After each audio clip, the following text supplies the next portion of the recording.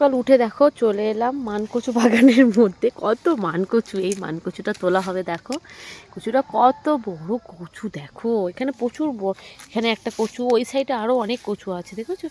পুরো মানকচু বাগানে চলে আসলাম। এটা এখন আমাকে তুলতে হবে, কিন্তু আমি কি করে তুলবো আমি নিজে জানি না।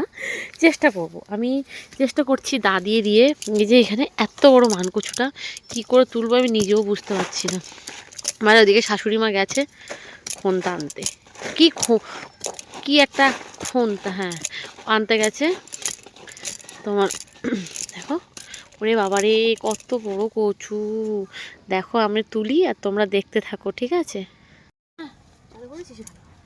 দেখ আমার এই কচুটা তোলার দায়িত্ব পড়েছে, গুরু দায়িত্ব। জানি না এই কচুটা কত বড় কচু, আমি তুলতে পারবো কিনা। খুঁড়েই তো যাচ্ছি, পারবো তুলতে? তোর কি মনে হয়? আমি জানি না, জানি না। ও কি দায়িত্ব। কচু খাওয়ার কথা বলেছি, কচু দিয়ে বড়ি হবে বলে আমাকে কচুটা তুলতে হবে। বড়ি হবে? হ্যাঁ, এটা দিয়ে মানকচু দিয়ে বড়ি বানাবো কালকে। ওরে বাবারে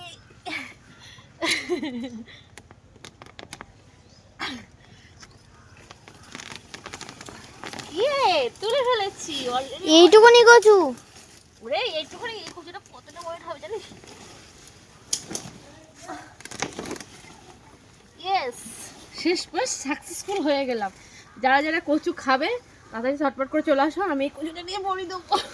কত বড় কচু, আসো আসো।